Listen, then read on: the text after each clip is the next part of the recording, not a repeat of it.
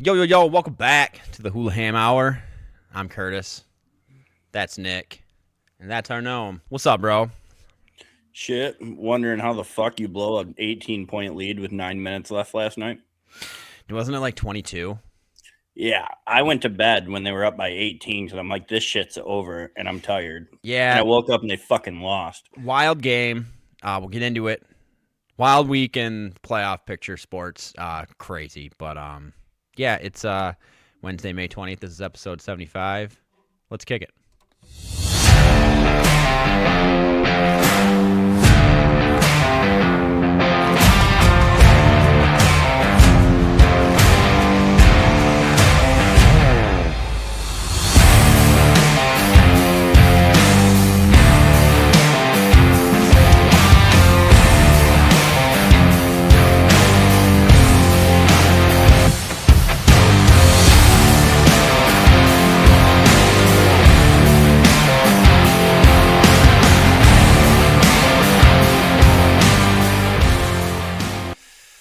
Yeah, welcome back. Knock on some wood for us that we don't deal with these technical difficulties.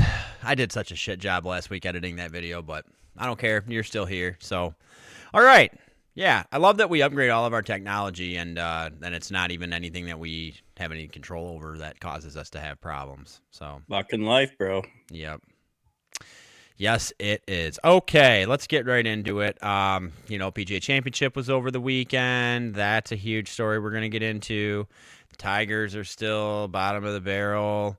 The Pistons are no more. Yeah, we got a lot to cover, so let's get right into it. Starting off with football, I am pumped. I have to hold something near and dear to my chest for the next 3 months that I don't know that I'm going to be able to. And I showed that to you yesterday, Nick. It's fucking hilarious. I cannot wait. And it has to do with this guy right here. So, very pumped. Very, very pumped. But that's about the only sneak peek I'm given. So now I got to shut my mouth for the next 3 months and hope to God that I can do that. Let's be honest, it probably ain't happening. But I'll make it. All right. First thing on the docket today, the NFL. The NFL is always finding more ways to make money off more people. I can't say I blame them. They're not a nonprofit organization like the PGA. Which I found that out yesterday or today, that the PGA is a nonprofit organization, which I think is wildly hilarious. Great. So they're as rich as the fucking church. Yeah. The NFL is trying to, well, did they vote? I'm not sure if they voted this in or if they're just trying to vote it in, but it looks like they're going to vote it in, to have 16 international games starting next season. That pretty much makes it, unless the Jags play twice like they normally do anymore, that every team would get an international game. I'm not a huge fan of it, but Nick, give me your thoughts on it. I think it sucks. Yeah. I think it kind of puts a hash mark in the season because if you lose to somebody overseas, you had a home game. You just lost a damn home game. Yep. I mean, that can really matter, and it's not voted on yet, but they said that is the goal, which means it's only a matter of time. My thing's this. I think there's a stat that says no team that's played internationally has ever made a Super Bowl. That still holds true because the Patriots and the Seahawks did not play overseas last year. On top of that, you have the Jaguars the last 2 or 3 seasons. And I know they did last year for sure, and I'm pretty confident in the year before, that the Jags are London's team. And there's always been the rumor swirling around that the Jags might, if they moved, relocated, that they'd go to London. Be a complete pain in the ass for everybody. But everyone should have to play over there once if it's going to be like that. I mean, and they should have to alternate whether it's a home or away game too.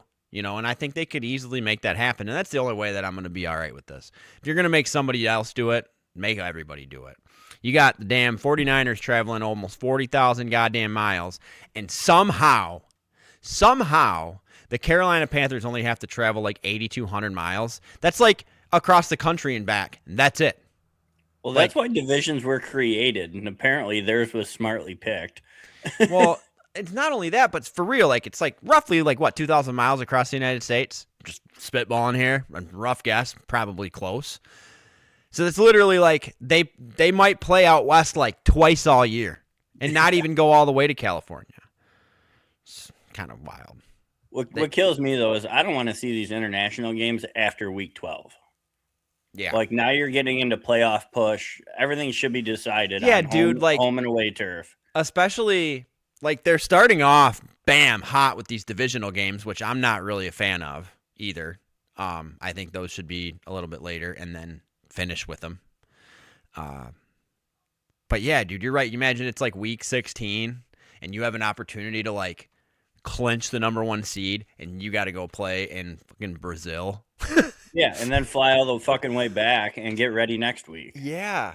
Like I wouldn't even be opposed to them having like two international games a week, overseas up until like week 12. Yeah, and they're already totally screwing the Lions on giving us a short week right off the get. They put our goddamn bye week on week like 6 or 7 again. So I've never seen us have a double-digit bye week, ever. Not once in my life, dude. And that also needs to change. That it's freaking ridiculous that the really, like, the good team, like, all the great teams have late bye weeks. I mean, you may as well just make the 5 teams that didn't give a fucking primetime game to week 3 fucking buys because they're not going to make the playoffs, so you may as well just kill them in the process too. The NFL's fucking mess, dude. That's what it comes down to. It is.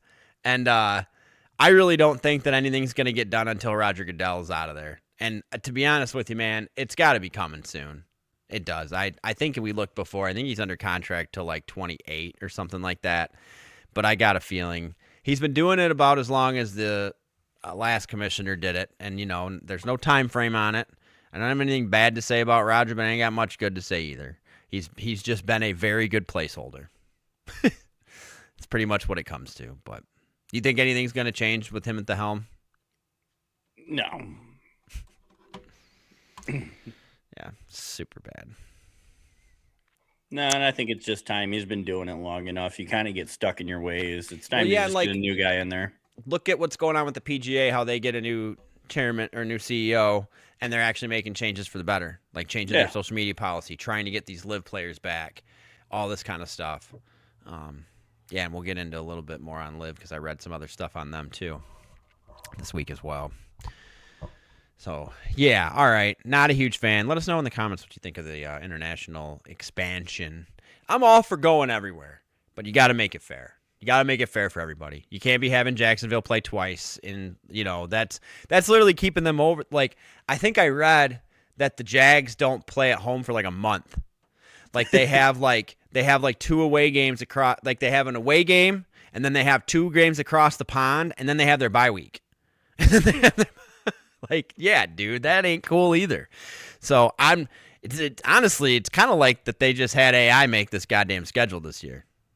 Nothing would surprise me anymore. No, me either, because I use AI to make our schedule for leagues too. So, but I'm also not getting paid multi-millions of dollars either. If I was getting paid multi-millions of dollars, I would fucking etch that shit into a rock with a fucking stick. Like, I wouldn't care. I would just, yeah. All right. Moving along. Aaron Rodgers has officially signed a 1-year deal with the Steelers to come back for his 22nd NFL season and reunite with Matt McCarthy in Pittsburgh. And positive news here. He's also said that this will 100% be his last season. He said he was not going to return after they fired Mike Tomlin. He goes, you know what? I think this is it. I don't really, but then when he found out that they hired Mike, that whole picture changed. And love him, hate him, leave him, whatever. Good luck. They got one of the best rosters that the Pittsburgh Steelers have had in a long time. Whether or not that he can, hopefully the main goal for him obviously is to, win a ship, but I'd love to see him actually mentor the young quarterbacks that Pittsburgh has. Because, with them coming back, they're going to go 10-7. They're going to make the playoffs. They're going to have a shitty first-round draft pick, and they're not going to be able to get a quarterback. So they need to either put all their marbles into Will Aller or whatever the fuck his name is. You're mixing the two, but you're getting there. You're getting there. Yeah, Will Howard and Drew Aller. Thank you. Yeah, that just took me a minute. It's been a day. You know what? Mash them two together in a lab and spit one out, and maybe you'll get a decent quarterback. No, I'm just kidding. Next show he'll be on, Whitest Kids You Know. Yeah. And Ben Roethlisberger, when they picked him, they got him fairly early, correct? I think. I'm honestly not sure on that one. I don't know. Either way, that's the last great quarterback they've had. I don't even count Aaron Rodgers because last year he did not play well. And, this year if he plays well, great. But again, he's coming in. Yes, he's played with Mike before, and I'm sure Mike's scheme ain't much different from what it was when he was in Green Bay.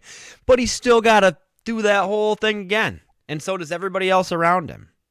So it's just tough to put it all together like that and that quick. And you said you want Aaron Rodgers to mentor somebody. Fuck, I was thinking see him throw a ball over 15 yards would be cool. Yeah, it would be. Didn't throw many of them last year. He led the league in the quickest passes. It was like 2.6 seconds. Mm-hmm. Which is cool and all when you don't have a bunch of weapons around you. And now he does. Yeah, so I want to see him open it up. He needs to. I think, to be honest with you, him and DK don't have the best chemistry. 100% saw that last season. On top of that, I don't think when Aaron Rodgers loses confidence in you, dude, it almost never comes back. Ever. Like, you have to do some crazy ass shit. Yeah, ayahuasca, just go hang out with him. Smoke the peace pipe, baby. Yeah, it's pretty nuts. But, so yeah, we'll see how that works out for him in Pittsburgh. But their roster on paper is dangerous. Speaking of dangerous rosters, Joe Burrow had press conference today. He was quoted saying that this is the most talented roster that he's had since he's been in Cincinnati, and that he's more excited than ever. And he actually, if you could believe this, is only 48 touchdowns away from breaking the Bengals franchise record, and he thinks he can do it this year. It's got to be Carson Palmer. I'm sure it is. But you know what I'm saying? Like, what's this, Joe's 6th year, maybe? If you count injuries, 3rd. Yeah, even more to my point, dude. You are 100% right. Yeah, it's crazy that what he's done in such a short time, and if he can stay healthy and the Bengals actually have anyone show up to play defense this year. But that also shows you what a shitty team they were for such a long time. Yeah. Yeah, not even close. And with Chad Ochocinco, you still didn't put a very high bar. Nope. Not even. The bar's like 8 inches off the ground. All right. Also, Cam Skattebo today was in an interview. Said that he expects to get 300 carries and go over 2,000 yards this year. What are your thoughts? No, because he's going to score his first touchdown and headbutt the goalpost, and then he's going to be out for the next 2 games. I hope him and Jackson Dart wise up this year. If they can stay healthy and get rid of some of the hits that they take, I don't know if he can put up 2,000 yards. But you want 1,500. See, that's the double-edged sword here. That's what makes them exciting to watch, because they take that risk, because they take those hits, because 99% of the time they get up from those hits. So it's gonna be tough because, the one side of me, the big football fan of me, wants them to go out and play exactly how they played last year, but the other side of me is just what you said. Like, they need to actually take a chill pill and fucking not be walking CTE posters. Like, they're very young, and if they want to make it to past 26, they need to chill the fuck out. God, we're getting old. But maybe he'll learn something from Harbaugh, because, he was with Lamar, who is one of the best at not getting hit. Yeah. He just finds a way to get out of bounds or down. You rarely get a hand on him. Yeah. Hopefully he can roll some of that over. It's knucking futz, dude. But I'm pumped. I'm very excited for this football season. As much as I didn't like the Lions schedule release and how simplistic and serious that it was, we're here this year. Like, Dan Campbell is business. He means business 24/7. It's going to be, there's such a mystery behind this Lions team now, because you think they're good and you want them to be good, but they're still the Lions. And I don't want to get started on Detroit sports again, but you're going to have to listen to part of it at the end of this episode when we talk about the Pistons. But, man, Detroit sports is due big time. I have one of my questions on my docket today of which fan base is currently suffering the most in sports. It has and always will be Detroit. And you can take me to task on that. You let me know if there is a city out there that has shittier overall sports teams than Detroit. Please let me know. I don't think anybody even comes close. And yet, we still travel better than most teams. We still show up. We still root for you for some stupid frickin' reason. Yeah, like I said, don't try not to get started on it. But anyways, would you agree that Detroit's fan base is currently suffering the most in sports, or would you say somebody different? It's definitely up there. I'm pretty sure if I did a little bit of homework, and I mean a little bit, I could find a few others that are also suffering as bad. There's a lot of bad sports in a lot of cities. Yeah, but not consistency. I mean, yeah, you might have a bad one team, but especially okay.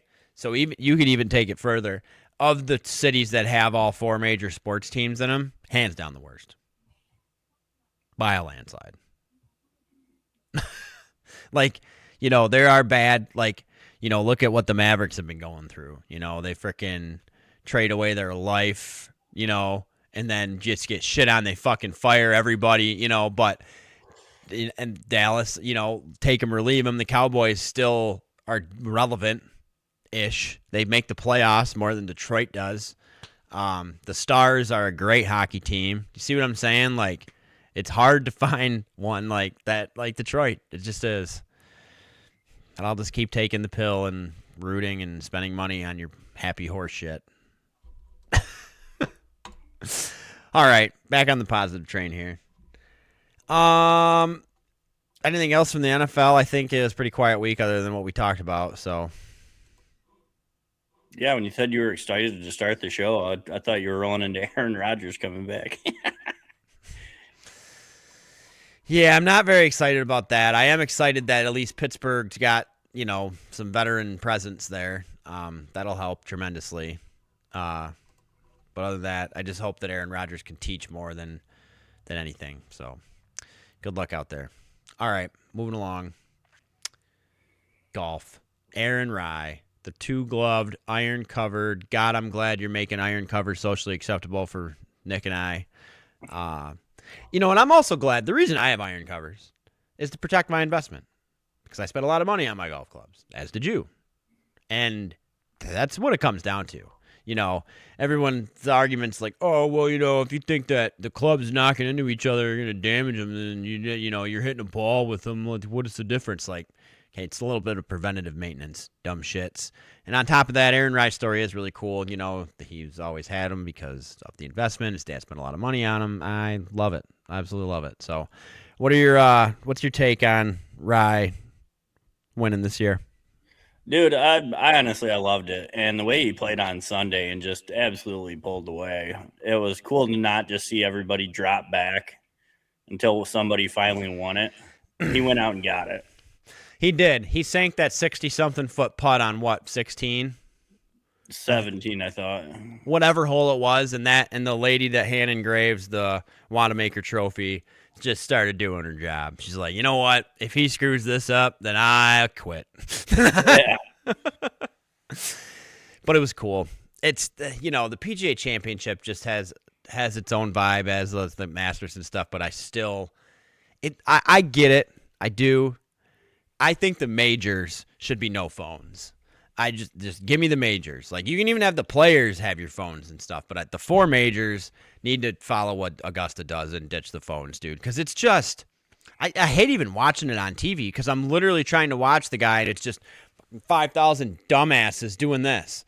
Like, one, live your life. Two, leave your shit at home. Like for real. Like, I would much rather watch what's happening in front of me, knowing that I could go home and rewatch the broadcast and see myself on the broadcast enjoying myself instead of blocking my face and then not. I don't know. People suck, dude. If you go to golf tournaments, shut your goddamn phone off. I don't know. It's just my take. It's the rant hour. We're going to change this thing to the rant-a-ham hour. Angry G on set. Angry Gingers. Unite. Angry Gingers. All right. Yeah, and crazy stat here. Aaron Rye is the first Englishman to win the event in over 100 years. Nice. Yep, pretty cool. Yeah. So, where was that question? Yeah, here we go. So, do you think that Aaron Rye winning this is going to start him potentially winning other events or majors, or do you think this might just be a one-off for him? No, I don't think he's going to go on like a Scotty run, but I think he'll win a couple more. Yeah, because a couple more majors or a couple more tournaments. I think a couple more tournaments. It's so hard to win a major, even when you are the best in the world. Mm-hmm. I mean, everything's got to click with the best people in the world for 4 days. I mean, it's just hard to do. I think he'll get another couple tournaments, though. I don't know about another major. Yeah, and he technically has won a tournament this year besides that. Yeah, and he's got a couple DP World Tour wins. Well, no, he won the par 3 at the Masters. Remember? Oh, yeah. The worst curse you could ever have. Yeah, kind of. Nobody's ever won that par 3 and won that weekend. But he still won the par 3, which is sick. And his wife made a shot that was incredible, too. She's better at golf than we are, dude. Not surprising, though. Did he win the Masters? Did he win the Masters? Nope. No, he did not. Yeah, so shout out Aaron Rye. That was great. The leaderboard was tight. And, he finished with 9 under. My guess was 6. Yours was 12, so they came right in the middle. But he ended up winning by 3 strokes, correct? Yeah. Second place was 6 under, so I wasn't far off. Well, if you run it back, you said actually it was going to be 2 to 4, and I said it was 8 to 10. I thought I said 6. No. We'll run it back. We will. We'll run it back. Anyways, fun weekend.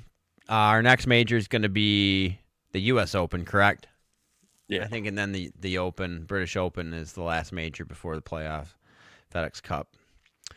We don't have the oh my God, I'm drawing a blank. Is it the president? No. What's the UK FedEx versus USA one? Oh, the Ryder Cup. Thank you. We don't have that this year. We don't have the Olympics. We don't have nothing to interrupt regular golf. So that's cool. I did read that the LIV has sent out a PSA asking investors for money. Shit is not looking. I saw that too. Shit's not looking great. But if you have any money sense at all and actually have money, there's half of the people that want to say, oh, you get it's pennies on the dollar to invest in a professional golf league, right? Yeah, but you're never going to see that back. It's done. Like, it's just done. They just have to stop. And, them actually making that PSA is their last cry for help. I mean, that's all they got. It's all they got left now is just that. So we'll see. It's going to be interesting what happens with LIV, but again, it is what it is, and the PGA needs to accept these guys back. It was so much fun watching Cam Smith play. I love watching him play. His mullet and his dirty mustache, and he was playing phenomenal. The dude just could not. He had a birdie putt on every hole and just couldn't sink him. He just couldn't make a birdie putt. And he had makeable. It's not like he had 65 footers and stuff. He had 10 to 20 footers. Totally makeable putts on the PGA, and he just couldn't. And you could tell after a while, he's like, all right, it's like my 6th one in a row. I know my boy did pretty well. I love John Rahm. Yeah, he did. He was up there competing too. And again, it was the putting. Everybody was having birdie putts and stuff, man. But them greens I'm not even gonna attempt to pronounce the name of that course, Amber Dick or some shit like that. Yeah, that's exactly it. Yep, Amber Dick. It was just tough greens, man. It was very tough greens. So it was cool seeing Justin Thomas do what he did on Sunday too. Oh yeah. Did you see the story he told about the first time that happened to him? No. So that was towards the beginning of his career. And there was a tournament that he teed off early and when he finished his 18, everybody was kind of about like, maybe about on their 8th or 9th hole, like the last people going. And he said he went in the clubhouse. He's like, over the course of like an hour and a half, had like 5 or 6 beers. And my caddy took off to go home. And then I realized that, oh shit, I'm about to be in a playoff. And my caddy is 90 minutes away. And I'm fucking drunk. And he goes, so I will not be doing that ever again. But I think he ended up not having to be in the playoff. But, think about that. He'd have to pull a book out or a card out of John Daly's handbook there, man. It's pretty nuts. But it was cool to see him open up about that. So, super cool. I like shit like that. That's what keeps me coming back to them press conferences for sure. All right. So yeah, we got the CJ Cup coming up. CJ Cup, Bryson, whatever the hell, I don't know. Who you got? Dude, I don't even know who's playing this week. I figured half of them or 3/4 are going to be sitting at home. I don't think so. I think Scotty won last year. I wonder if he's defending. Let me pull up. Tom Kim's playing.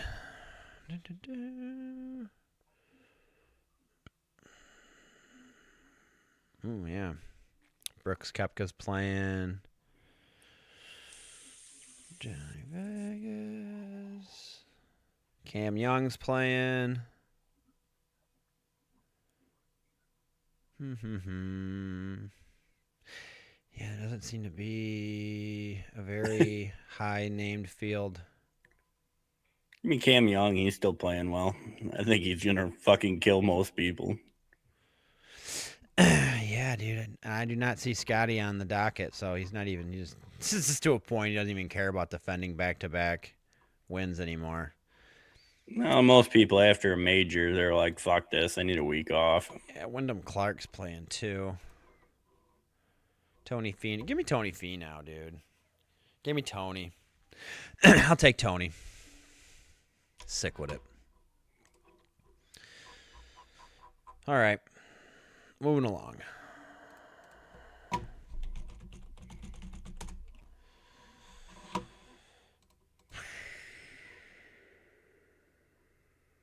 Oh, yep, we are. We are 2-8 in the last 10. Moving along to the Tigers here. MLB, Major League Baseball. Dude, it's fucking brutal.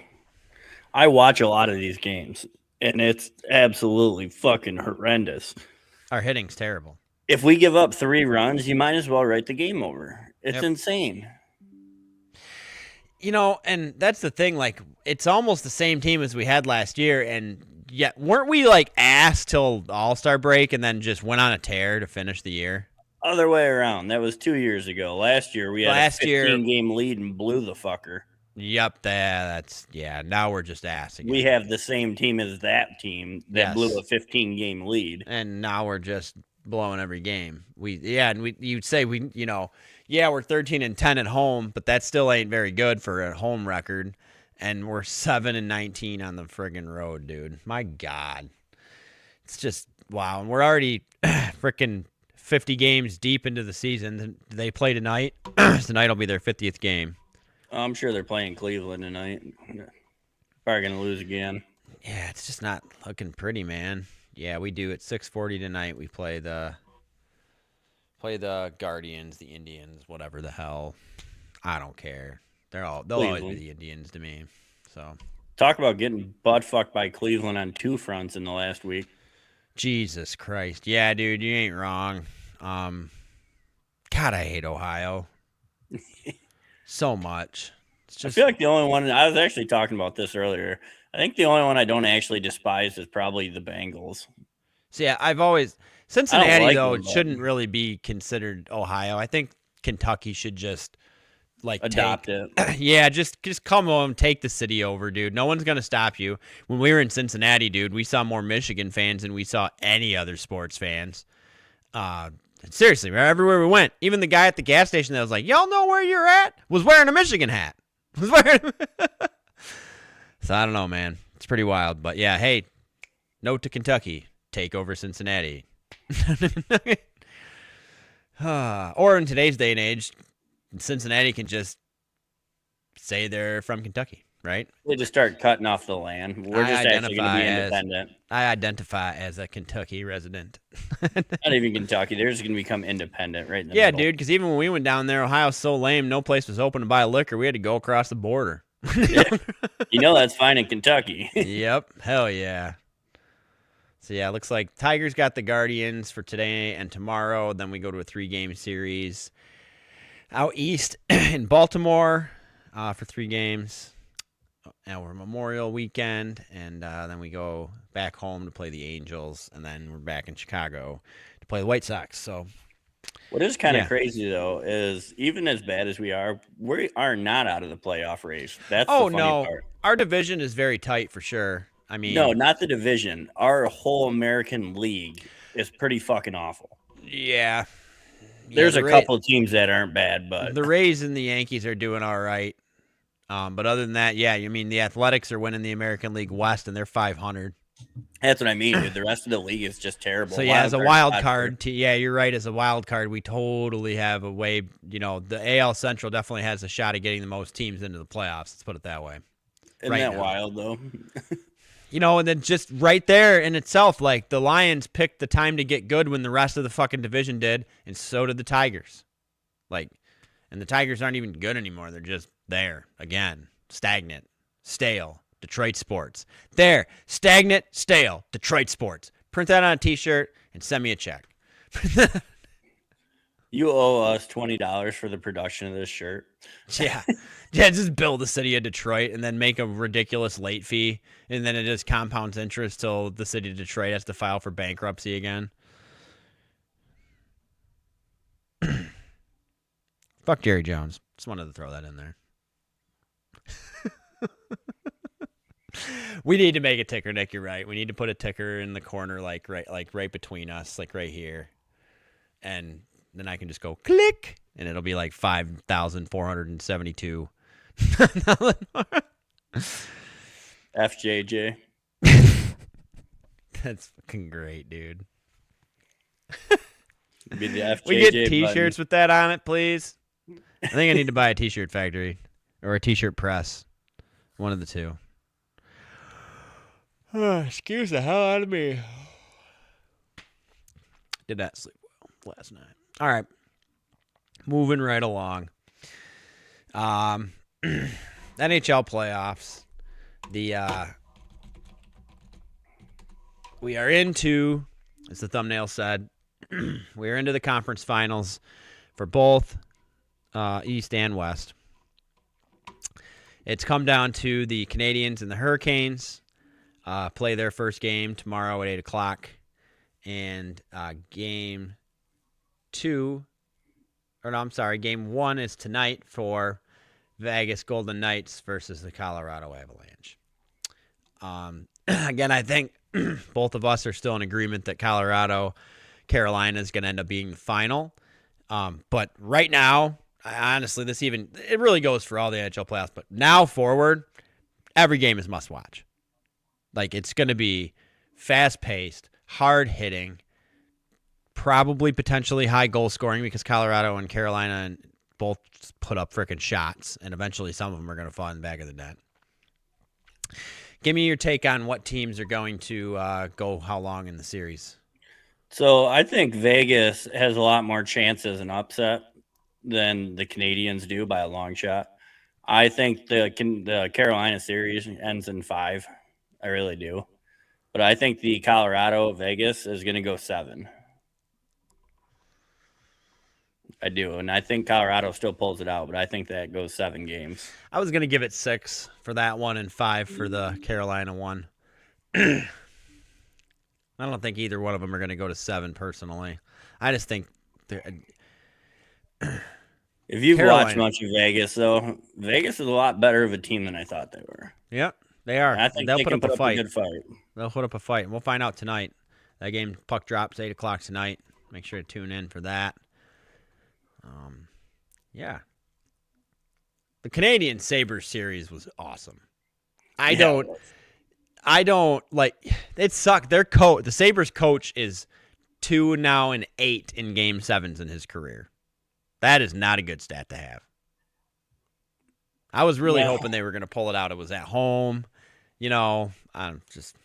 Well, the road team won the last 3 games in that series. This is nuts, dude. It's yeah, crazy. like no home ice advantage. Nope.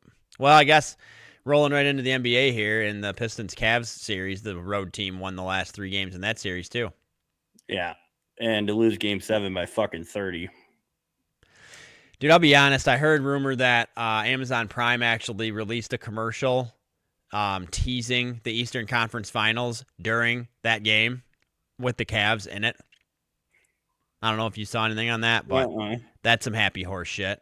And to be honest with you, dude, that game, it looked like Cade Cunningham had money on Cleveland. It did. The way he played was fucking embarrassing. It's one thing to lose a Game 7 in overtime or by even 10, but to lose it by, what was it, like 33? Yeah. It's a freaking joke, dude. How do you play with someone and beat them for 6 games and then fucking shit the bed that hard in your own stadium? It's just fucking a joke. Happens all the time. It's a joke is what it is. Detroit sports are a joke. A joke. I'm over it. I'm rebuttaling. I'm going to root for fucking nobody. Yeah. So if you couldn't tell by now, the Pistons have been eliminated from the playoffs. They it's kind of taken out by firing squad in a sense. I mean, it was bad. It was just so bad. Pistons couldn't shoot threes, couldn't shoot free throws. They couldn't even get foul calls, for crying out loud. It was just, that game was over. I don't think Cleveland led that entire game from like when they were up 4-3, I think. Yeah, they never I think Detroit scored the first basket, and then after that they never led. But you were also talking about another crazy game that happened the other night. There's a couple. Last night. Last night was nuts. Lead us off on that, Nick. So, we get home from golf. I'm watching it. I'm fucking tired. I went and laid in bed. 9 minutes up. They're up by 18 when I was looking at it. And wake up this morning, they fucking lost by 10 in overtime. I'm like, what? With like 40-something seconds left in the third quarter, they were down by 23 points, I believe it was. Just fucking nuts. And it might have been 33. It was a lot. The betting, they shut the bets off because it was 99.9% for Cleveland to win that game. And then New York ended up winning it. Jalen Brunson's nuts, dude. He is, but at what point do you just take James Harden out? If you need to play defense, that is not your guy. No, it's not. And he made him look silly. I mean, it made it look like it was a professional athlete playing against a child. It was just... Well, dude, he couldn't play defense when he was 24. What the fuck makes you think he can at 36? I mean, come on. It's fucking wild, man. They literally, even Mike Brown said, he goes, we just targeted whoever James Harden was guarding got the ball. Yep. That was our plan. And it worked. It did. It worked great. And it's probably going to work in the next game, too. To me, at what point do you just fucking throw in the backup that can actually play a little defense? Yeah. Let Donovan Mitchell run your point and your team and tell Harden to fuck off. Harden's never going to get that ship, dude. No, because he's fucking terrible and he does this shit. But he can also hold true to his heart that he's, the third highest on the most free throws attempts in a career. I know he created flopping, and he also created the non-travel of just running with the ball and stepping back. Mm-hmm. Yeah. Yep, never really been a fan of him. So I don't mind him, but fuck, he's not as good as people make him out to be, especially in the playoffs. Yeah. Yeah, right. Comedies. Can we get regular season Harden back? Nah, regular season Harden's at the strip club. Yeah. All right. On the other side of the conference finals for the NBA, Spurs, OKC, Wemby, dude, holy shit. If he keeps this up, man, like I think I read this thing. It's it's not going to be like MJ versus LeBron anymore. It's going to be Wemby versus the both of them. I mean, like, he's so tall. He's so quick. He can literally take 2 steps from half court and make it to the basket. And him hitting that 3 in overtime to tie, or before, to force overtime or whatever it was. So I've never heard a crowd go from so loud to so quiet. Have you? No, it is wild. That's an amazing series. Do you want to know the other thing, dude? You want to talk about having some PTSD if you're an OKC fan? You know, Steph Curry hit a 3 and did that same thing to them, like, what was it, like 7 or 8 years ago? Like, the same freaking shot that Wemby made. Steph Curry did that same thing to them, to OKC, and they lost. But here's the thing, though. Shea is not going to play like that every day. No. I mean, he's not. No. The fact that they lost a game in overtime with him playing that poorly. But now, that also means that for the overall year, the Spurs are 5-1 against OKC. Yeah, it's the playoffs, so I don't care about any of that shit. Just saying, dude, the Spurs seem to have their number. And Wemby putting up 40-something points and having 24 rebounds. That's crazy. That's insane. That is fucking, I can't even do that on fucking 2K. Like, put it on easy. I want to know. Who in their game plan thought it was a good idea to have Alex Caruso, who's like 6'6", be the main guy guarding? I mean, I just want to hear where that logically makes sense. Fucking foot. You have Chet Holmgren, who's 7'1" and lanky and can shoot threes as well. Mm-hmm. When I saw him in the post, I was dying. He was up to his nipple. It was fucking hilarious. That is fucking good. Who do you think right now, out of the 4 teams that are left, who is the most clutch player that's left? I'd have to go with Jalen Brunson. No, that's what I would say too. I mean, he's just. But right now, well, after that, I mean, Wemby came out pretty clutch too, especially for being 7'6" and shooting it from that far out and having that much confidence. And I don't know if you actually watched like a slow-mo of him shooting that ball. He kind of lost control of it as he was shooting it, and still made it. But you're talking about most clutch, and then you're talking about one game. We've seen a lot more out of Brunson. Oh, for sure. In the playoffs. Yeah, no, I agree with you for sure, but he's starting to create his own clutchness, which is cool. So I hope he does. Me too. I just hope he can stay healthy because I know he put a lot of weight on from last year in comparison to this year, but being that tall, lanky, and being stepped on and stuff, dude, he's just so susceptible to being hurt all the time. Like, he needs to put on another. He's in amazing shape, though. Yeah, for sure. He definitely, I mean, last year he didn't play nearly as much as he played this year, and this year he really came out of his shell and has just shown everybody that he is here, and he's here to stay. He's 23. That's even crazier. Like, the Spurs are straight up saying, like, you don't really need the playoff experience anymore. You just need to figure it out. I mean, they're young. So that's the thing about all 4 of these teams that are left. They're all young. Yeah. So, yeah. Sports are in a really good spot generationally right now. You know, like, as soon as Aaron Rodgers retires, that whole class of quarterbacks is gone, and, you know, and then we're in the hands of... Get the fuck out. Get the fuck out. The door's right there. Get the fuck out. Get the fuck out. Wish you would have stayed in the darkness. What if Rodgers just pulls an AB and fucking walks out in the middle of a game this year? Takes his jersey off. Just pulls a crack pipe out of his fucking sock. And watch, they start like 3-9 and he does it. Yeah, I'm fucking going home. Have a nice day. It'd be sick if they started like 0-4 and they put Drew Aller in and he just fucking balled out. Be sick. Be sick with it. All right. Wrapping up another one of our off-season for football shorter episodes. You got anything else this week, bro? I do not. Hey, we made it through this whole episode of Streamlabs. Thank you. Appreciate it. Glad you got your shit together while we were off this week. So, anyways, with that being said, don't forget to like, comment, subscribe. Tell us how wrong we are in the comments. And with that being said, we are Hulaham the fuck out of here.